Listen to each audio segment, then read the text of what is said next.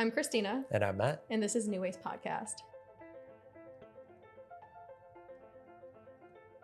Today our guest is founder of Letters Left Said and director of Pipe Dream Industries.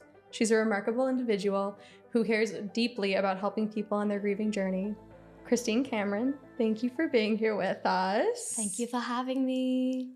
Dude, we're so excited to have you because this has been a long time coming. And having you come on our podcast. And, you know, for our viewers, this is something that's so big for me personally, having you on, because we've had almost 3 years of friendship now. And it's because of a place called Experience Camps, which is one of the reasons that we're actually here today to kind of talk about sort of your journey and also your experiences. And then because of that, now you have created a product to help people with, you know, their grieving journey, which has just been so incredible to see. And so I would love for us to just kind of dive into that and just kind of share a little bit of the story and like why you're here and what you wanted to talk about. Yeah, happy to. I think grief is such an important topic and everyone grieves differently. It never goes away on its own.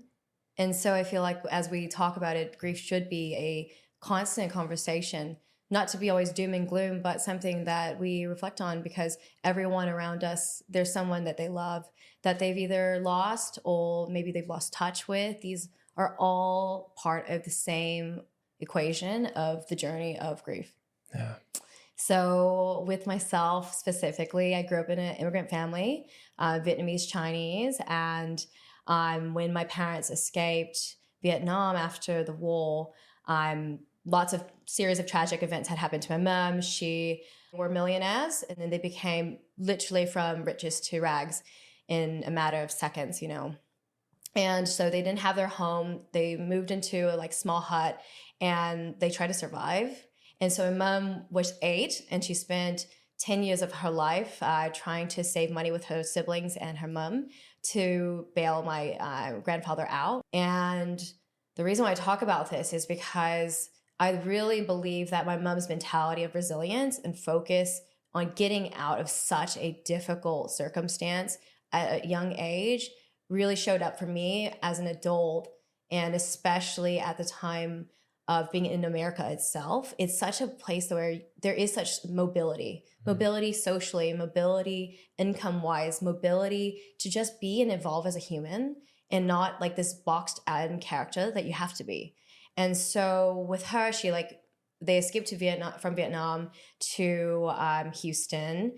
My mom's Canadian actually, but anyway, long story, but essentially she went to Canada, then met my dad in Houston, and was an entrepreneur, and she wasn't around. Actually, my mom and dad both were working so much to try to survive and keep the kids alive that honestly, I've had an absent dad and an absent mom for a long time.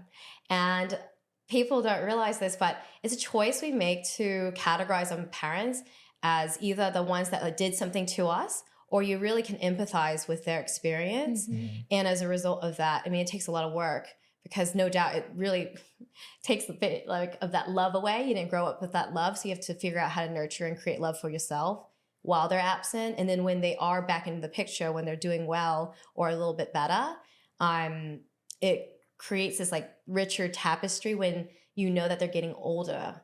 And when you get older, that grief grows, because even though you know they're still there, you're seeing that evolution of them getting older and more sentimental, and you start to grieve the fact that you were a child and you wish you had that love. Yeah. And now you're having that love, and it's finally like coming together for you. Or sometimes people don't get it at all, and so you'll always have that gap for a long time. And so when my dad had passed away 3 years ago, I wasn't close to him maybe around for like until maybe 8 years ago. It's crazy though, because my grief now is so clear, because I wish I had more time earlier on to have a proper relationship with my dad sooner, the way we had it at the end of his life. And so when he suddenly passed, he was only 63. And he was just going on a walk one day with the family dog, and he had just fallen over, and they couldn't identify his body. And so it was just this really difficult situation of not knowing. Like it's like all of a sudden things were normal and then things aren't, and I couldn't stop like honestly screaming. Like it was just so. I had the call from the hospital. I was in emergency contact, and it's really stuck with me. These like the suddenness of it. Yeah. And I feel like sometimes we don't remember like to cherish what we have while we have it, and like it's important then to talk about it so that we remember that we should be really thankful for what we have. Yeah. Well, that's such an amazing story. Let me say that. And I'm so sorry about your father, especially I know when things come suddenly, that can be a huge shock because I mean, like, grief is grief, losing somebody, pain is pain. But out of nowhere, I can't even imagine because you do have those people who are like, I kind of saw it coming. And it was like the grieving process actually might start a little sooner when you know that the life is coming to an end. But out of nowhere, I can see where it could be definitely a shock. Like a slow burn. Yeah, exactly. Versus a sudden one. Yeah. Yeah. And let me ask you, how did you initially react to your father's passing and start grieving as soon as you heard that? I actually didn't get a chance to grieve for about a year because my mom was very close to my dad and they spent a lot of time together. And so her grief really encompassed almost all of mine. She got very mentally sick. She's very depressed to the point of catatonia. I'm not sure if you're familiar. Catatonia is a state where you're almost like zombie-like. So where all the lights are on in the house, but no one is actually there. That's how I would describe it. And so she couldn't really speak. She was really focused on like a couple of motor functions. So like wanting to always run away back to her bed and not wanting to talk, speak. She attempted suicide a few times and it was a really hard time that year. So I was just so eaten alive by her grief that I couldn't even think in my head, even though it was so sad and parts of me just thought in my head like, oh, this is like such a terrible thing to have happened. I didn't take the time for myself and I just compartmentalized it and I would cry and it would just be so intense that I would like, because responsibility sometimes it allows you to have this like purpose for a long time. And so I was just sustaining off of that. And that's why Matt and me meeting was very meaningful because it was during a time of experience camps where it was the first time I could be around other people who are grieving and also healthily grieving because there are counselors there that are true therapists like Matt and that are very understanding about how dark this process is. And grief, very oddly, is a lot better experience with someone else than alone. But many people who are grieving, they don't want to see other people. And so it's that uncomfortable space of when I'm ready to start grieving with another person or just even expressing it, you actually feel a little bit better. Because grief is not a bad thing. It's actually just your way of showing that love and that light within yourself for someone else. But it just looks like your shadow side of it, if that makes sense. Yeah, absolutely. Yeah. And so it was very meaningful to meet you then. And my mom is now better. She gets treatments every month. It's called ECT. And so they essentially, the hospitals create a like artificial seizure that turns on her nerves and allows for her to respond. Oh, wow. Yeah, to those currents. And as a result, she can actually feel emotions again. It's pretty intense. Yeah. It's with its own side effects, but for some people it's not very good, but for other people it's been life-changing. So definitely like a intense therapy. And I was gonna say, like, I mean, and not to go too much into detail because I'm very protective of, you know, your stories and things that obviously like you shared with me, and I'll never forget that first year when you talked about your experiences and like the things you had gone through. But to me, meeting you for the first time and seeing how insanely resilient you were, it was something that was so incredible to me. And it was something that's like one of the things that drew me to you as a person. I was like, oh my gosh, I feel like Christine's someone I have to be friends with, because you had just such this incredible light about you, but in a way that you held this space so well. And I think that was something too that I actually would love to, you know, you and I have talked about, but it's something I would love to talk to you about too, just with for our viewers and people, is that how do you hold that space for yourself while still being, so resilient through like a very traumatic experience? That's an interesting one. I think it varies per person, which I think many people would say. But for me specifically, what grinds me the most is trying to remind myself that this is a universal feeling. Like we're in a collective cloth of life. And so when we think that we have a very unique and specific one, yes, it's unique, but it's still a shared experience in some way. And I've always been a helping type though. And so for also being able to say, okay, I know this now, how can I help? It allows me to process at the same time, because it lets me like kind of take away from like that layer of being like, I'm like a third party observer of myself when I get to talk to someone else. Yeah. Because like I will look at someone's experience and they're talking about it, then I'll like be looking at them objectively, and then I'll try to apply that same exact principle to myself and be like, okay, as a third party person, like how would you respond to yourself? And that's worked out really well for me. Just having that, I'm always trying to step back, like that perception shift. I try it often and actively, because if not, I do think I would tend to spiral. And, there are times for spiraling. I'm not like perfect, but I definitely am the type to just go, actually step back a little bit and like take a look at what's happening for your friend here. And actually, can you use the same statements you helped encourage your friend on for myself, and like actively that day? So it's not like some sort of situation of like, oh, I'll save that for next time. I'll actually remember and do it like at the time of. And so that works for me. So doing what you preach in a way. 100%. I love that so much. Because I even so many times with clients, I'll say something to them and be like, oh my gosh, I needed actually that reminder in my own life. It's crazy how you're so right. We all go through very different, but at the same time, similar things in life. And the only thing, we talk about this all the time, the only thing consistent in life is that things are constantly like dying and being reborn and changing. That's the one thing that like as humans, we're always fighting things, right? We're always fighting age, circumstance, situation, but that's the one thing we honestly can't control. Absolutely. Is that things are constantly like dying and being reborn, and like eventually nothing's permanent in this world. Yeah.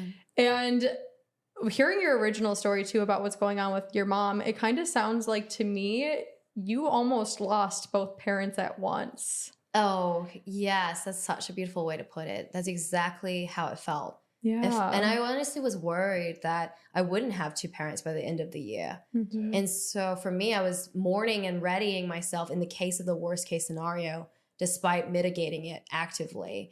And that, it's like weird, but I would say having that experience of, oh, my mom is about to potentially do this too, it made it easier to handle some of the burden of having my dad suddenly pass, because I was like, oh, wow, this is like, would be terrible versus terrible.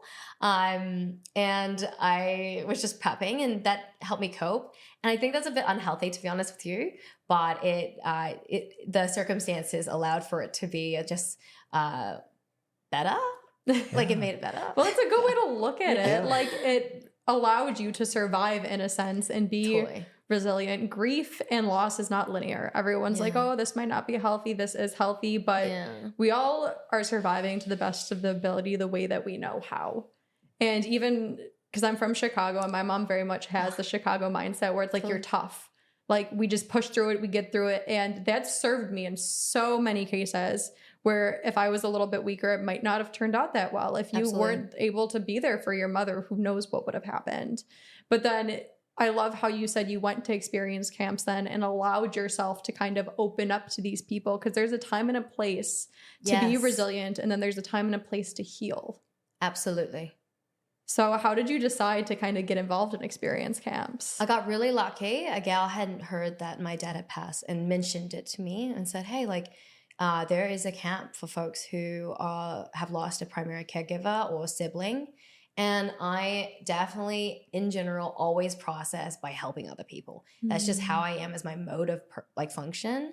And so I was like, oh, this is perfect. I didn't think of it as them helping me, but I was like, if I help them, maybe I'll feel a little better that I could actually do something positive, because it felt so endless with my mom that anything I was doing wasn't going to work. And like you know, they always say like, be curious, like a child. And the only way you can be curious like a child is actually sometimes spending time with kids Yeah. and really taking in that frame of thought that they have. And so I was like, okay, that's perfect. It's with kids. So I learned something from them and they'll teach me how they've coped, because that's way hard. I mean, they're young, so they haven't had time to even develop emotional tooling.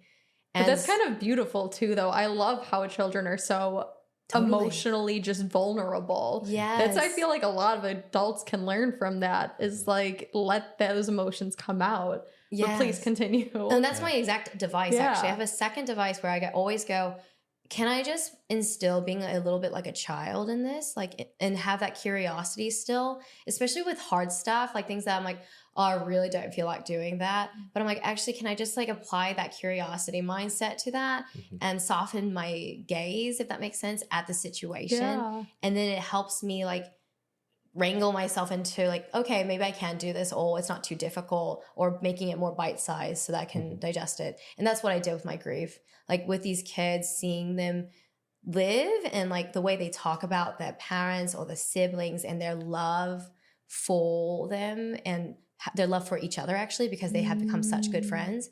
It was like, okay, I can see where I can use this in my life too. And that's how I'm inspired by these kids.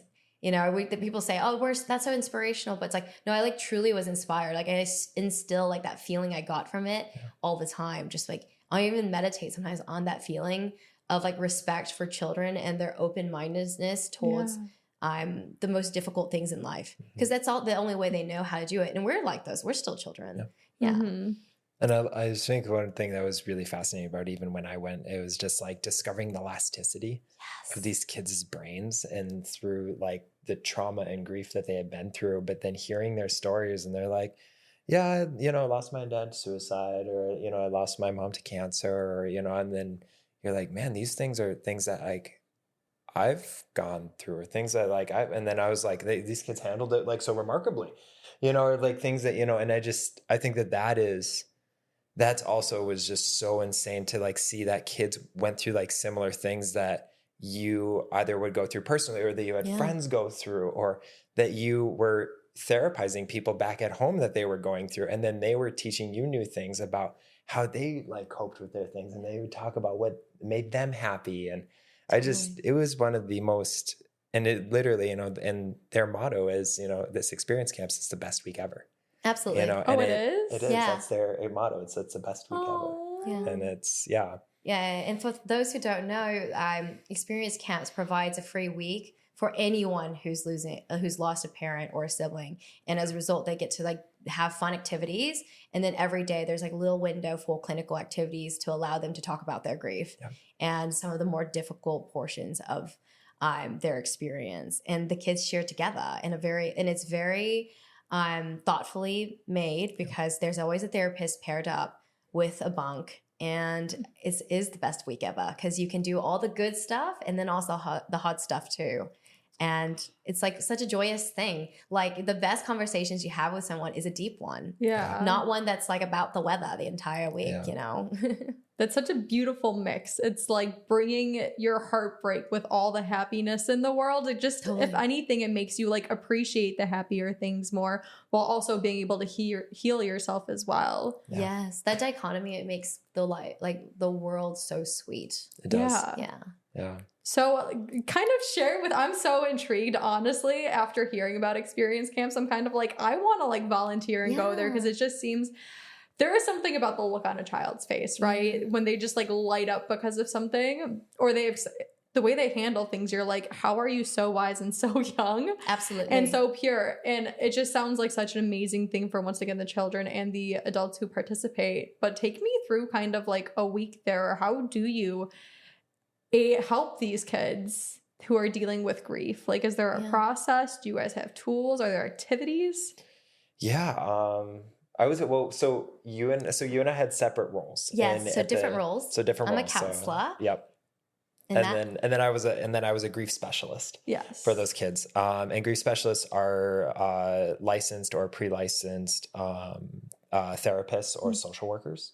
Anyone within the mental health space that has a master's can qualify as a grief specialist, and you have to have, you know, obviously the qualifications and stuff. But the thing is like that. So I don't know, like how, like, do you want, like, cause I would say like immediately I'm like, wait, how did my day go? You're oh like, my gosh. how does they all So it's blend like into a crazy one? rush because you're there with the kids or with other counselors the entire week, nonstop. So it's about 6 to 7 days. Yeah. And every day is an activity. It's just like summer camp. So if you were to have a sleepaway camp that was also summer camp activities the entire time. Yeah. But then imagine like a wedge of a morning time clinical activity and a nighttime wedge of like a fire around the fire conversation. Okay. That's kind of how it went every day. And they would have different activities from like carnival day to pool to lake to like jet skiing to like all this stuff depending on what camp you're at. And so the kids get to just literally enjoy your life and you're just supervising them. You don't want them to get hurt or anything like that. And from there, the most meaningful parts is like you don't have to have lost a parent or anything to have gone. You do it out of the goodness of your heart, right? So for counselors, they get a really beautiful view of just being supportive because sometimes kids don't need advice. Kids actually, I feel like they don't a lot of times. They just need to be heard and nurtured and reassured that regardless of the bad things, everything's going to be okay. Because let's be honest. And that's actually in our training. It's talking about, it's like, we're not like, experience camp is not a place to get advice. Like it's truly just to be heard and listen and hear each other's stories. And, you know, you get the occasional kid that says, you know, how, you know, what are some things that I can do to like help myself with this? Or I had a kid that actually went into detail with me about the loss of a parent who passed away from suicide. And so it's just like when you ask, then you can ask questions like that and you're like, hey, I may not know the answers, but, you know, I think someone else, you know, might back home or something. Like you can like often like direct it back to say, hey, do you have a therapist at home or do you have someone to talk to? Is really big. But I think that's so beautiful at the same time though, because thankfully, I know it'll happen one day. I haven't lost anybody that close to me besides my grandparents at a very young age. And I do remember at a very young age, since I had such a good, my cousins were around, like all the aunts and uncles for the death of the grandparents. It was actually very easy. And I still had like my mom and my dad there, my sisters, like the community that we had made losing them, I feel like a lot easier. And just like anything in the world, you said the kid came up to you. Yeah. I feel like it's nice just to support people through the grieving process and anything in life. But a lot of times when you try to give them a perspective or guidelines or tools, it's met with rejection. But when somebody genuinely comes up to you and just wants advice, you know it's going to be heard and accepted and probably implemented in the right way versus feeling like I need to do this because this is what people are telling me is right for me. That was, okay, now I'm remembering, like a big thing. Okay, so there we go. So I know a big thing that we also talked about too was like how we phrased things. Were super important. And so they actually talk to us heavily about the fact they say, you can't say like, well, not that you can't, but they refrain from you saying like, I know what you're going through or me too. And the reason why is because we truly will never know what they're going through. And we will never, like, we may have lost some understanding of what everybody has a different internal dialogue. Exactly. Nobody's is the same. So yeah. So we often go into like, you know, when kids talk to us about something, we can say, you know, wow, that sounds incredibly difficult. I'm sorry you went through that. Like, because you come from this like neutral perspective. So then kids be like, yeah, you're right. It did suck, you know, and then they can, you know, elaborate further on what that meant for them. They say that it's important to state it as it is. Committing suicide is truly the act. And it is a way to say, this is my experience, but I'm honest about what happened so that I'm not I'm not euphemizing the actual like state of what happened to my parent, my sibling. It's actually the state of like, wow, I lost this person this way, truly. And it's dark. Grief is dark because we lost someone. And there's no need to hide that. Well, I feel like oftentimes sugarcoating things and not being truthful about stuff probably could lead you even down a darker path because you're not then in that way, you're kind of saying your feelings aren't valid. Totally. You're kind of saying what happened to you actually didn't happen to you. And that's no way to heal or move on from a situation. It's kind of like you're constantly trying to cover up and still living in the past at the same time. Yeah, that's exactly right. And that was one of the biggest things that I've even discovered about just grief in general. And I know we can discuss about that. And I had a kid that came up to me and I'll never forget this, year 2. because I've done 3 years there total now. In year 2, I had a kid that came up to me and says, I don't understand how so many people can go through grief, yet no one knows how to talk about it. Yeah.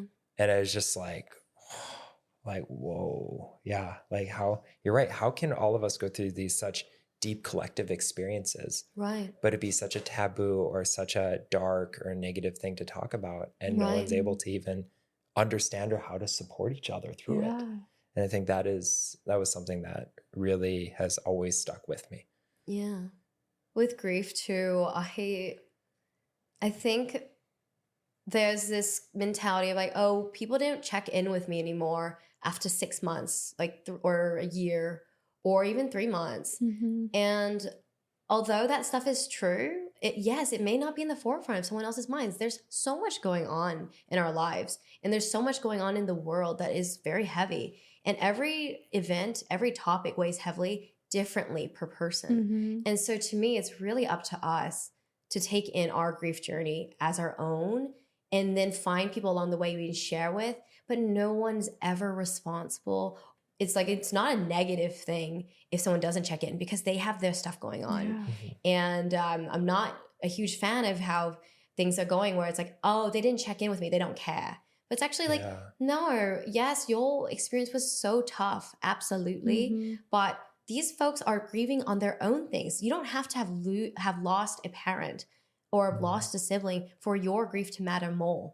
You can actually stop being in touch with someone you love from high school or in college, and that is grief in itself. And we just don't share it openly because it's just an awkward topic. It becomes this like, oh, I'm making the mood sour, or she's going deep. Oh no. And that's I feel like that's sometimes a reflection on the person. Like, they're not ready to go deep. That's okay. But actually, closing a door on potentially a really thoughtful and meaningful experience of just talking to someone. And I do think that we're more open with these type of griefs, we can become more connected with each other. And as a result of that connection, I do think it would help with some of the polarizations we have lately in our world. Absolutely. Yeah, I completely agree with that. And you're 100% right too. I know we've spoken mainly about like losing a loved one or a family member, but there's so many other things of grief. Like, people do grieve even like dying pets, but also old relationships, because when you're so emotionally, it's pretty much anything that you've been emotionally attached to at one point, it leaves you kind of feeling empty. Absolutely. A lot of people will like grieve old relationships, or like even hometowns, you move away and you miss that. And in regards to your kind of aspect of people not stopped reaching out, like, I'm a firm believer that we are all the main character of our own story.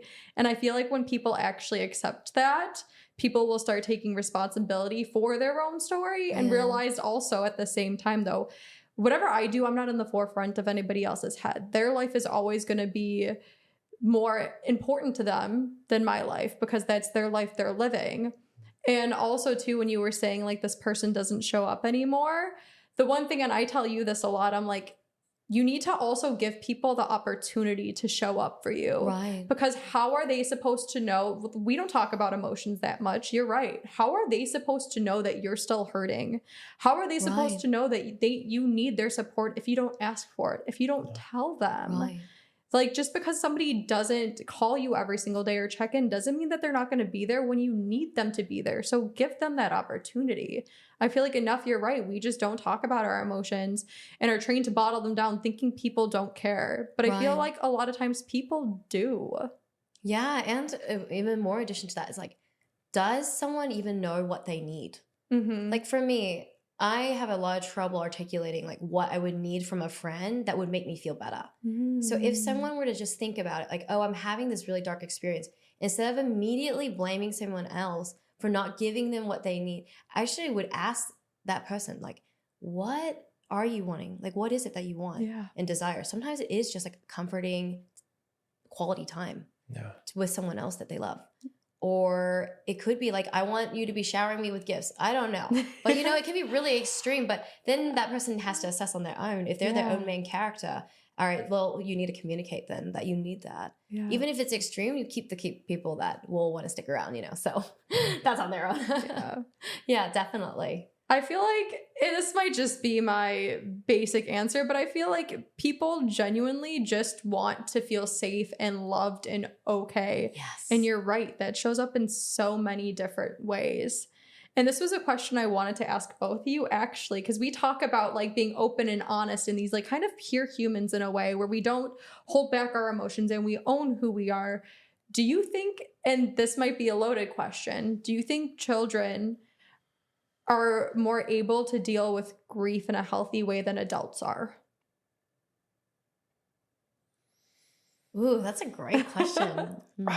Part of me, honestly, here's the thing, based on what I have seen, yes. Okay. Because I think that... Because I feel like there's something to learn from this. Yeah, no, absolutely. At its core is that kids haven't experienced the world like adults have. And that's not a blanket statement for all kids, because I believe that everyone's their own person. Everyone's gone through their own thing. But that being said, what I have noticed is kids look at the world differently because they see themselves differently, because the world sees them differently. Yeah. But when you're an adult, you see things for as they are, because that's how your lived experience is. It comes back to the elasticity of a child's brain, like, and you know, the cognitive functioning at its core. It's like all these kids can go through like crazy stuff and then recognize like the next week, be like, all right, I like still gotta go back to school and still, you know, it's just, I'm always just shocked and enamored by some of the things that kids go through and then turn around like a week later and be like, I had a soccer game after my mom died and it was fine. I was like, okay, like, sounds good, you know, but if an adult told me that story, I would be having a lot like, I'd be like, are you good? Yeah. Like, are you going to that soccer game because you're trying to avoid it? Or like, what else is going on? Like, you know, usually there's some deeper stuff. So, but yeah, I don't know. What about your own perspective on that? We're societally conditioned as adults, right? Yeah. You go through life, when people say go through life, it literally means societal conditioning. You're going through what society wants to see from you. And not in all cultures, but most cultures, especially in America, we've been taught to be pleasant. Yeah. We're always pleasant. And even if you're not in the mood to talk to someone or don't actually like them, it's not common. We still are quite polite, which is like, you know, it's not a bad thing. It's kind of like people ask you how you are and your automatic answer is just, I'm good, I'm fine. Even though you're like, I'm dying inside. Totally. Yeah. And, you know, sometimes people say, oh, that's a lot to like share, I'm dying inside. Like that girl just went so deep instead of just giving a lighter answer. And that's considered a negative thing. And honestly, there's a time and place for everything. I get it. Like if you're at a like really fun party and it becomes this like really tough sob story, I mean, I understand. Yeah. But in other ways, like if we had an open like medium for just like the way kids do, they just go, I'm upset, and they just throw a tantrum, and they don't always get what they want, but they at least express that feeling of throwing that tantrum. I wish as adults we had an easier way to show throwing a tantrum more out loud. Like this is the same idea with like jealousy and envy. I was just talking to someone, they're like, I don't even know how a girl could feel jealous or envious. Like that obviously shows that they're not like there's something wrong with them. And I remember being so shocked by that statement, because jealousy and envy are actually the reasons why we have that is often because someone has learned to repress what they want out loud. We want something, but we can't tell anyone we want it. So as a result, we have a tendency to show that jealousy and envy is the only way that our body is able to like express to us, like, actually, we want this, but we're too ashamed to admit this out loud to the public or anyone, even myself. Yeah. And grief is so similar, or deep talks is very similar. We're craving some larger connection. That's why these silent meditations, breath work, these things have become really popular, because I do think it really brings us back to this base core of us. Yeah. And like this, who we are as people existentially, like spiritually. You know, we're spiritual beings, whether or not someone is religious. Like it's just that we're trying to have that experience. And especially on something like New Ways, where we're talking about mental health, all the listeners are craving more and that connection, and children are allowed to express that they need that connection so much sooner than an adult ever would. Yeah. Yeah. I just feel like maybe children never lost their connection. You know, as adults, like you were saying, it's like we're trained to, in a way, disconnect Yeah. with our internal knowing and emotions and being honest and open. They just never forgot how to be themselves and connect with like that higher self, like higher sense of self. Absolutely. But So it's true beautiful, though. yeah. And that's why I'm so big too. You mentioned like the meditations and breath works. And I believe, because we were talking briefly before this, you've done a few of them. I've definitely done a few retreats. We're going to get Matt to do a few. Come on, Matt, let's go. Oh. But it's all about like, that's the thing. It's all about sitting with yourself and getting to know yourself again. Because we talk about not letting these emotions out, especially when it comes to like envy and jealousy. Like those emotions are ways to show up and learn for yourself, right? Absolutely. Like every time you're envious about something, if you were honest with yourself and said, oh my gosh, I'm feeling not this good feeling, or it's something I'm not supposed to feel, you can be curious and realize, oh, it's because I want this thing. Okay, now how can I get it? Right. If it's not a bad thing to want things, because we all do want things, how can I get it in a healthy way instead of bottling it down and just letting it live there and come up whenever it wants to? That's what taking care of yourself is all about, is realizing who you are as a person, letting go of all these repressed emotions, because the body keeps score, the mind keeps score. Everything you don't let out, it has to go somewhere. It stays in you. Mm-hmm. And it's going to come up eventually. So Definitely. connecting with yourself allows you to kind of know yourself and release all those things that you've bottled up. Absolutely. Kids don't bottle things up. And it becomes actionable. And then Yeah. that action is release. Yeah. Yeah. And speaking of, things in regard, Christina was talking about, the idea of taking care of yourself. You have, and just to like segue into this, because you have created a product for people now to take care of themselves, but in a way to help with the grieving process. Yes. And so I would love for you to talk to us about Letters Left Said. Oh, yes, my favorite. So I have segued from you like making the products grief specific only because I want it to become a product that the living is obsessed with using for themselves, for their future selves, and for their future families if they want any, or for friends that they want to grow and share their story on. And so Letters Left Said is a legacy building app. So you're building your legacy and other people in your family's legacy by saving the essence of who someone is and what they have gifted you or shared with you over time. So your mom has given you a ring that has been passed down generation to generation. Only she knows that story of the ring. And so she keeps that within her mind. When you get this item, you know a little bit of it, but how cool is it if you were able to have her voice shared and saved with a picture of the ring, so that if you ever wondering what she was thinking or what the story is of the ring is, you have it in a digital archive. And that's what Letters Left Said will do, is that it becomes a family tree for you to say, oh, here are like my things I really value from my families, the stories, all the uniqueness in your family's voices if they're around. And if they aren't, then someone who is very intimate and close to that family member, can they speak to that story, and you can record it, and it's always saved somewhere in an organized manner.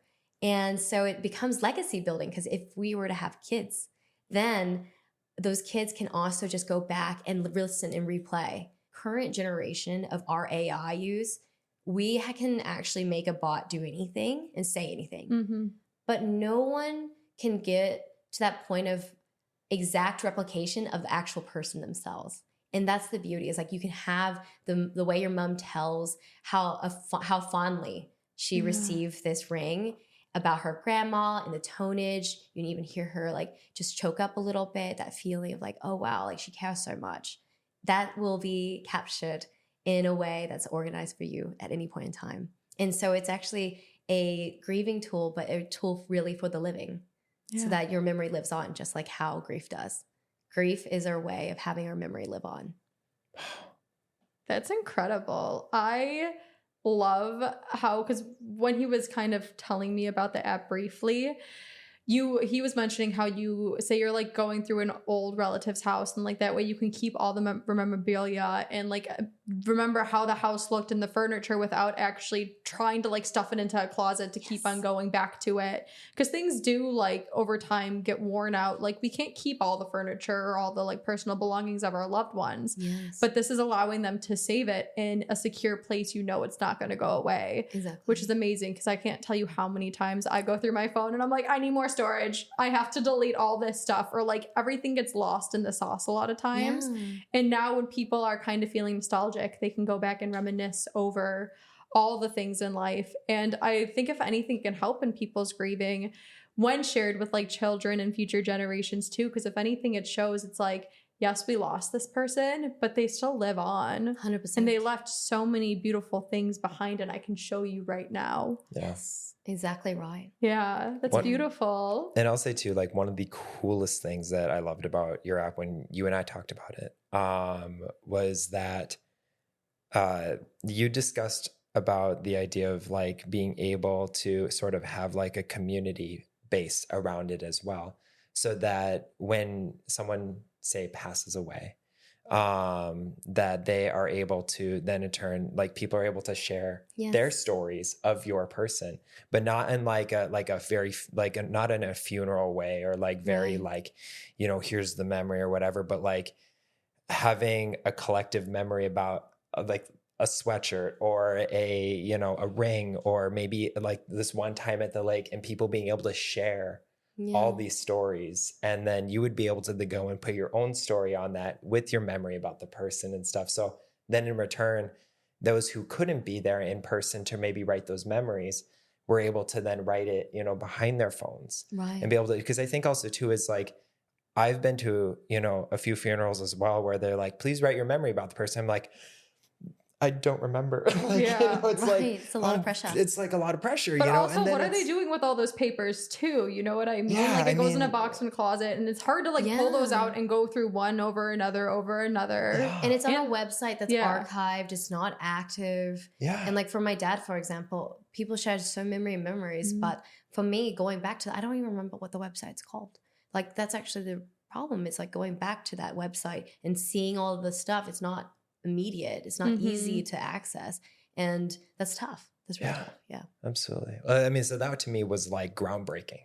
Because I was like, my God, like that solves like... You're like, I don't have to think on the spot I was like, anymore. that's an actual like problem solved. I was like, dang, well, also you know? at funerals too, like putting people on the spot. People are grieving. They're sad. As much as we are like, think about the happy things, we should allow loved ones and family members to just sit there and enjoy this moment of being there for the deceased as well as the family, and being in that kind of energy without having to think about, oh, what's the best story I can think of? I want to do them justice about how I feel. Yeah. Like they should just be able to be at the funeral in that moment feeling how they feel. Yeah. And then later on be like, please remember all the great things this person did. If anything, you're allowing people to go back in and kind of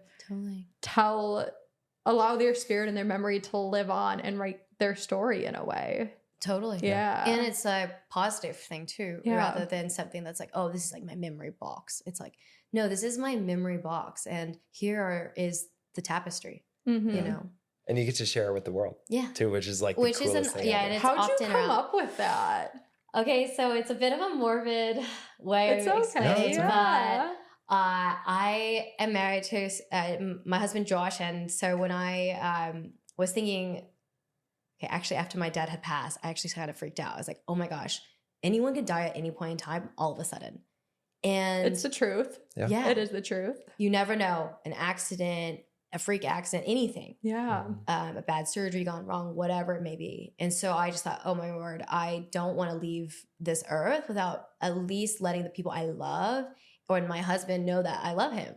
And so I was like, okay, I'm just going to write, like I did a writing exercise of just like letters to my friends and family that I really want them to know like how much I care about them. Yeah. And I was like, okay, upon my passing, I'd like these to be distributed is like my idea. And so I did this exercise. It's like, I feel like they do that in the movies all the time. Really? You know? I did not know. You're like, it's like your dad or your sister left you a letter that's been sitting in a drawer for 20 years. Okay, that's actually literally what it happens. Yeah. And so for me, I was like, who's going to distribute these upon my death? Like my husband can't even find like my socks. Like how am I going to be able to like get him to know that these letters exist and to send it. And so my initial idea was like, hey, how do I take these letters? And then upon their passing, send them out. So like someone could write to this app, and then the app would distribute the letters. And it's still a really good idea. But what happens is that everyone's like, Christine, this is very morbid. So no one's going to want to pick up this app just to like no one has it, or not no one, but not many people have that inclination. I would. I'm like, tell people you love them every chance that you can get. But think about it, like setting aside time every single time to do it is a bit much. And so I was like, okay, what's another way we can do it? We give people gifts because we love them, and we want them to have a piece of that story of like why we gave them that gift, especially grandparents. And grandparents and actually children and their grandkids don't have a lot of chances to connect. So I thought this app would be really awesome for grandparents wanting to bond with their kids, and then you just active record while the kid is like, what is this, grandma? And then she can walk through a piece of herself or whatever it is that she during that time. Yeah. And so that's how I got that idea. That's brilliant. I mean, my God, there's so many stories my grandfather would share with me about, growing up in, on the ranch in Montana. And I just was like, man, I wish I could have had those stories recorded. So I think like when I was thinking about it and you talked about it, immediately I was like, oh my God, how hilarious would it be if you could just like write like really funny, quirky things to future people and just to like mess with them. Just like say like really off brand or like off like color things. And you're like, what? Like, anyways, just like it'd be hilarious. I kind of love that too at the same time though, because like I'm assuming the people on this app, like you have a password and a username and stuff, are going to be people who probably know you. Yes. And if anything, it's just, how they always like the living always joke with like people, they're like, I'm going to haunt you when I'm dead. If anything, that's actually perfect. Literally. It's like a little cameo from Matt. Or Easter egg from Matt. Right? Yeah, we were just talking about reminiscing over old videos. Dude, some of the stuff that I probably said on there, people would be laughing. I would make people go on like a fake treasure hunt and be like, here's 50 grand in the backyard. It's under the third rock on the left. Go find it. App, though. There we go. I know. That's so funny. What a great idea. Honestly, though, like, why not? Like, I'm sure people after that, they'd be like, oh, he's still here, even though he's not here. He's still messing with us. Yeah. Like, that's amazing. Totally. Oh my God, it's so good. So, it's actually. I will say too, so like, are you in development with this? Are you done in the development phase? We're currently in the development phase. As you know, with startups, things like turn and change, and honestly, even like people we work with, things are changing all the time. So creating time and effort to make this product has been a lot and will continue. The website is up, lettersleftsaid.com. You can sign up and even have your email there if we're not fully released yet, but we plan on releasing end of this year.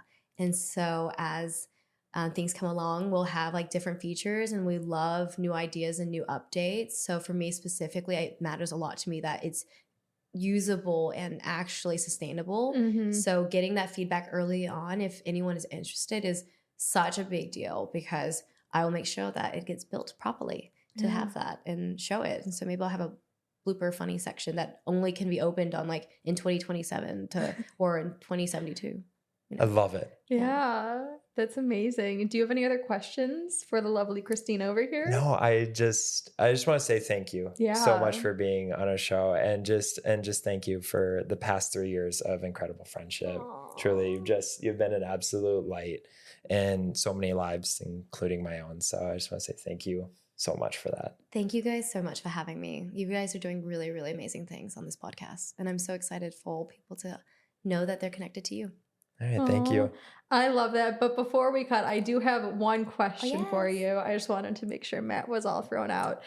If you could give any, because Matt always throws these random ones in sometimes. I'm like, okay, I needed that. I just want to make sure. I want to give you space to say what you got to say. Everything's good. I would just like to ask you if you could give any words of advice with people dealing with grief or going through this rough time, what would you tell them? You're not alone. I think that's always like a reminder for any stage in life. You're not alone in your grief. It may feel so heavy right now, and it never gets lighter, but you'll get better at carrying it. And because you're better at carrying it, you can start helping other people too. So remind yourself and your future self that what you're doing with right now, the work, it's going to help you 10 years from now, 15 years from now. And not only that, you'll be a light for other people without even realizing it. This is an experience that is universal. Oh, that was beautiful. Thank you. Like Matt said, thank you so much for being here. It's truly been an honor getting to know you. You are definitely a light, and I look forward to knowing you in the future and seeing all that you accomplish. Right back at you. Aw, thank you both. And thank you guys for listening. Until next time, I love you. Thank you. Thank you.